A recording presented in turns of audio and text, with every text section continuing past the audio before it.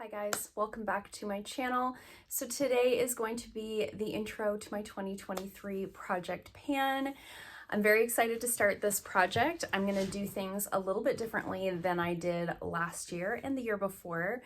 I'm excited to share that with you guys. So let's jump in and talk about how I'm going to structure it this year. If you're hearing all kinds of noises outside, we had like a 4-day weather system.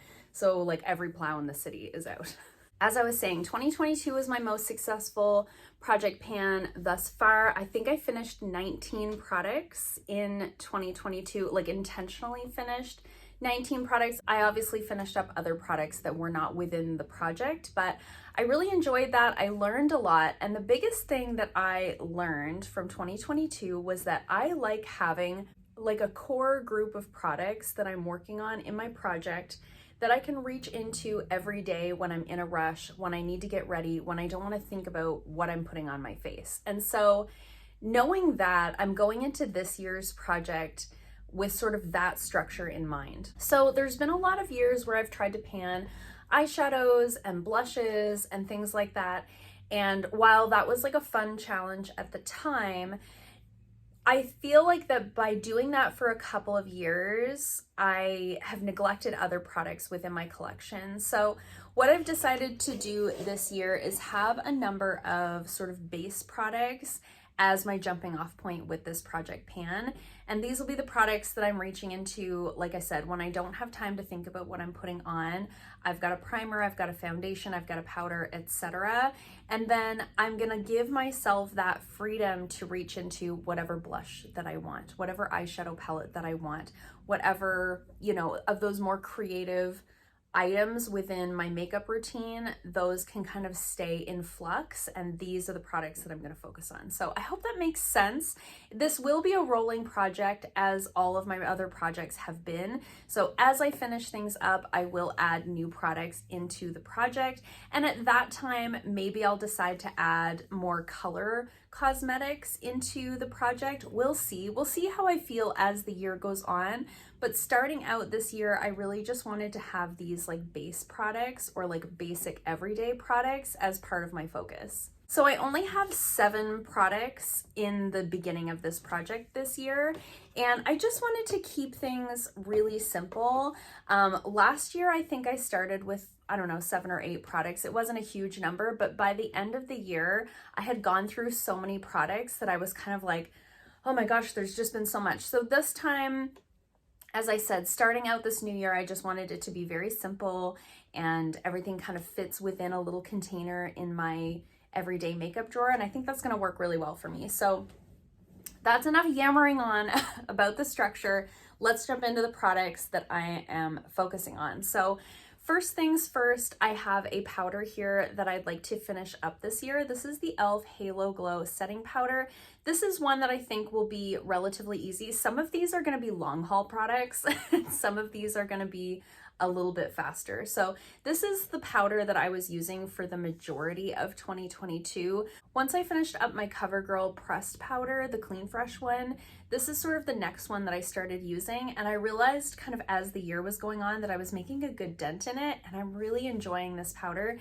I have it in the shade Light. This is one that I can use underneath of my eyes. It doesn't darken my concealer, but I can also use it over my whole face. And what I love about this, especially this time of year in the winter when I'm a little bit more dry, is that it doesn't take away the luminosity of my foundation or my primer or whatever I've put on underneath of it. It sets my makeup down, but it leaves that glow behind, as the name would suggest. I'm just really, really loving it. And so I like to put products in the project that I enjoy. I don't ever want it to feel like a chore. So starting out, I decided to mark it this way because it's hard to mark powders this way. So I just drew a line straight across. I felt like that was going to be the easiest way. So as you can see, I'm about 3/4 of the way through this one already. So I think this will still take me a couple of months to get through. But I think this is definitely one that I'll finish up in the sort of front half of 2023. So really excited to focus on this one. As I said, I'm really, really enjoying this one. A product that I'm rolling in to this year's project that was in last year's project is the Mary Luminizer. So this is a deluxe size sample that I have been working on since January 2022. So there's massive pan in here. When I started last year's project, this didn't even have a dip in it.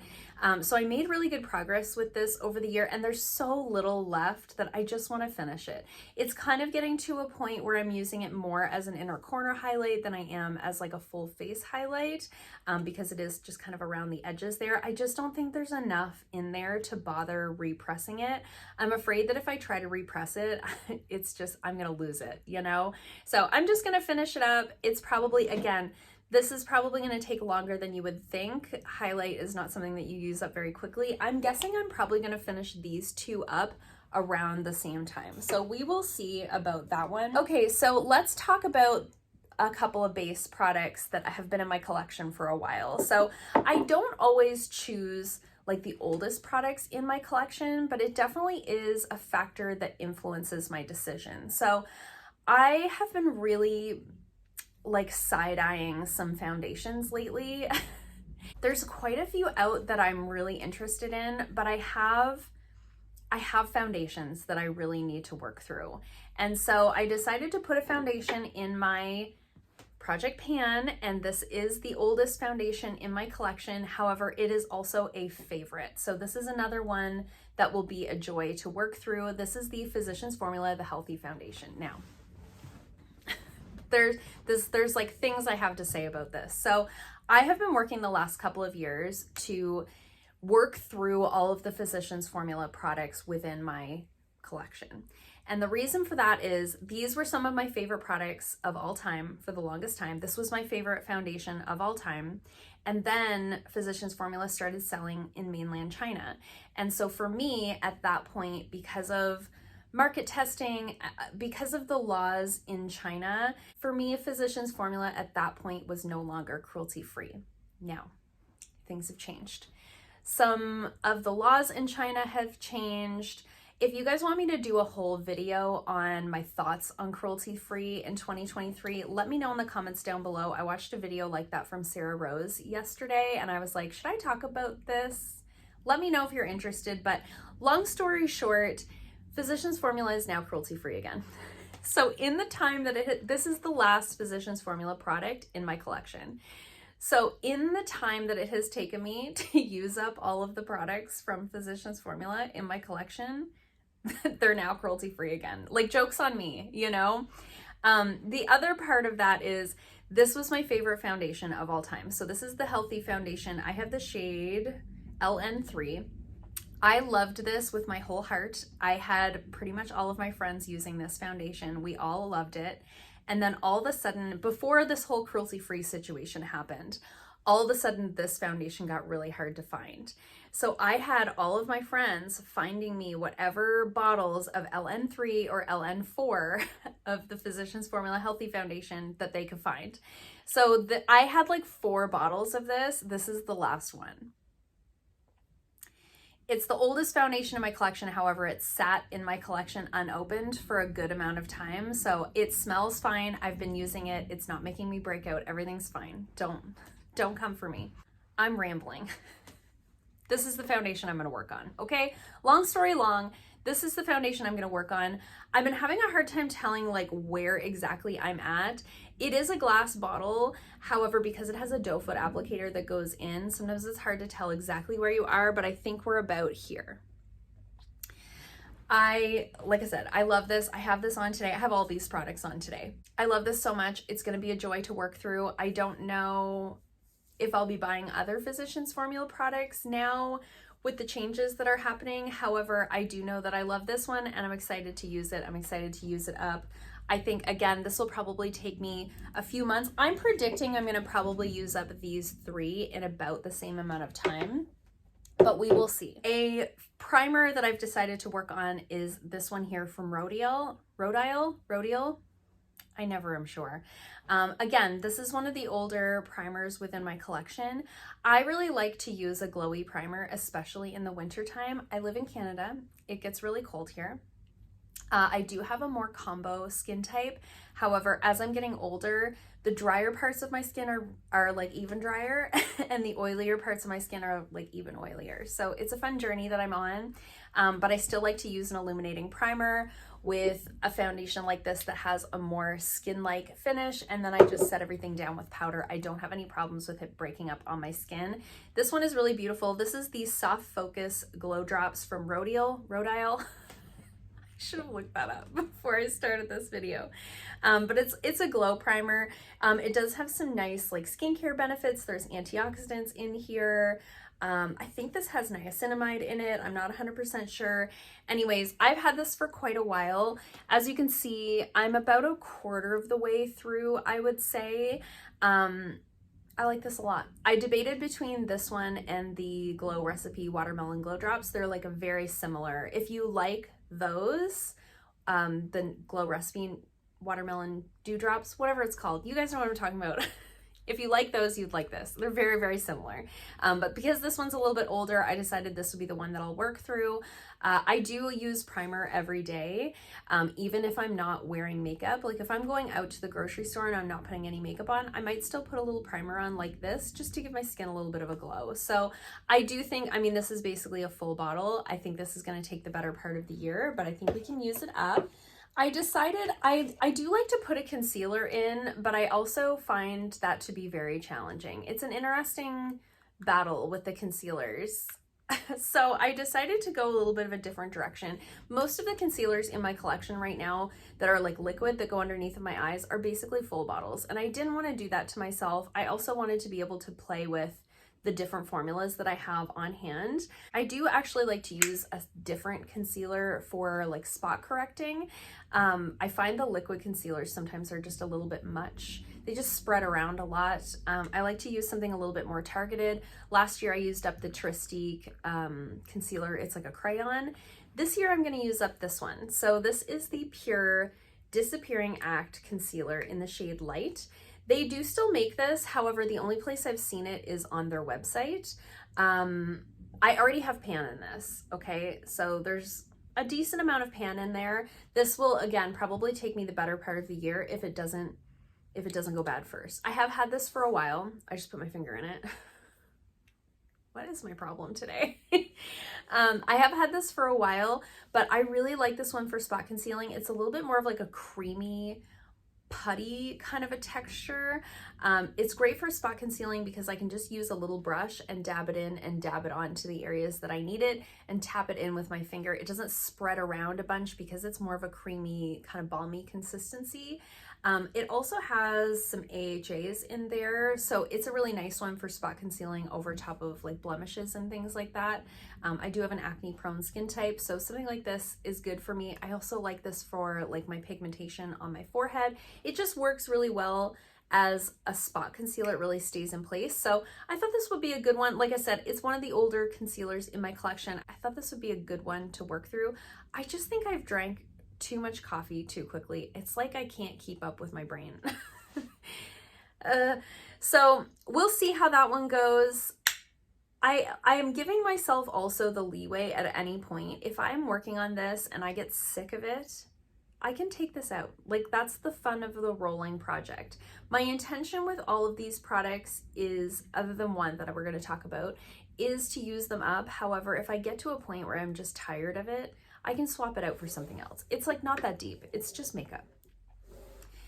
I am going to work on a lip product, and this is what I have on my lips today. This is the Fenty Beauty Cream Gloss Balm in the shade Fenty Glow.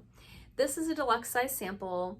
I got this, I think this was like a, I don't know if this was like a point perk or like a gift with purchase, or it came free with like a full-size Fenty Gloss Balm. I'm just not sure. Anyways, either way, it is 2 mils, 0.07 ounces. So I have had this for a while. This is often the lip gloss that I throw in my purse when I'm going out for an evening, because it's one of those where, depending on what you wear for a lip liner, it can kind of go like warm toned, cool toned. It's kind of that perfect, like your lips but better sort of shade. I have it on with this this plant is not doing well. I have it on with this lip liner here. This is the Dominique Cosmetics lip liner in Crush. It's this kind of a little bit more, it's a little bit deeper, so a little bit more mauvey. And I really like that. So this is the lip gloss that I'm just gonna throw in my purse. I'm just gonna throw it in my purse, and when I need to put something on my lips with a lip liner, if I'm filming a video, if I'm here at work, if I'm just out and about, this is the lip product that I'm gonna go for. I am about here, so I mean, there's barely a dent in this one. However, it's not a very big tube. So again, I think this will probably take a few months to finish up, but I'll definitely be able to finish this up in the front half again of the year. And then the last product that I've decided to add in is this little Smashbox face palette. So this is the Smashbox contour palette, and it looks like this. So I already have pan in 2 of the shades in here. So my thoughts with this is one of the older face palettes in my collection. This is also one that just kind of gets forgotten, but it's such a good formula. So I have all of these on today. I use this color quite often just to set down my eye primer. I don't really use a banana powder underneath of my eyes. I actually think it turns my concealer yellow and it makes me look sick. So I actually use this just as like a flesh colored powder to set my eye primer down before I go in with eyeshadow. I have this on as my bronzer today. I also contoured a little bit with the contour shade. And so my thoughts with this one is that I can obviously use this on my face as a face palette. Duh, that's what it is. But I can also use this on the eyes. So today, the eye look that I have on, the eyeshadow palette that I used was the Ciate London Velvet palette, and all of the mattes in that palette are very warm toned, like very terracotta kind of orangey shades. But I had this kind of like sparkly purpley color that I wanted to wear. So I actually used this contour color as my crease color, as my transition shade. And I've done that other times with the bronzer. It's really nice to have something like this that's just kind of multi-purpose, and it's very handy. Like, it's right there in the top drawer of my vanity. If the eyeshadow palette that I'm working with doesn't have a flesh color, doesn't have a warm bronze, doesn't have, you know, a cool toned neutral, I can grab into any of these at any point. I can also fill in my brows with this one. It's kind of the perfect shade for me. It's like an ashy, kind of grayish taupe color. Works really well in my eyebrows. This is, like I said, it's multi-purpose. So my goal with this one, I would like to hit pan in the contour. I would obviously like to expand the pan. Be nice to use this one up completely because it's like so far gone. I just would like to get use out of this, you know? The intention with this one isn't necessarily to use it up, though that would be great. I think that would be a lofty goal. I think it would be a lofty goal, especially considering this one has no pan at all. There is a little bit of a dip in it, but not much. But I just think this would be a nice one to have right there in that little container of core products to work through on a daily basis. I'm really coming at this project a little bit differently this year, and not necessarily of the mindset of like, how many products can I use up, but more in the mindset of like, these products are going to be really helpful and useful for me, and if I can use them up or make good progress on them, amazing, right? So just trying to come at it from a little bit of a different standpoint, because I'm really trying not to like burn myself out on project panning. And I know there'll be other more exciting products to add in as I finish up some of these other things. So I think it's okay to have a couple of like long haul products in there as kind of staples, and then the rest can cycle in and out as I finish things up. So that's the plan for this year. In terms of updates, I think I will continue as I've done the last year, which is doing like bi-monthly or quarterly updates. So I think monthly is too often, especially considering I do have a full-time job. And I try to post 2 videos a week, but sometimes it's tough. And sometimes I feel like I have to film, you know, I have BoxyCharm that I'm filming every month, and I have Babe Box that I'm filming every month. And so I want to leave lots of openings to film other videos. And also there's just not always a lot of progress in a month. Like, this won't be gone in a month. It just won't. None of these products will be gone in a month. So it's like not a very exciting update. So my plan will be to do every couple of months or so, unless something exciting happens. So that's the plan. Let me know in the comments down below what you think of the products that I chose. Are you doing a project pan this year? If so, what products are you picking? How are you structuring your project this year? I always love to chat with you guys in the comments down below. I hope you liked this video. If you did, give it a thumbs up. If you haven't already, please subscribe, and I'll see you guys soon in another video. Bye.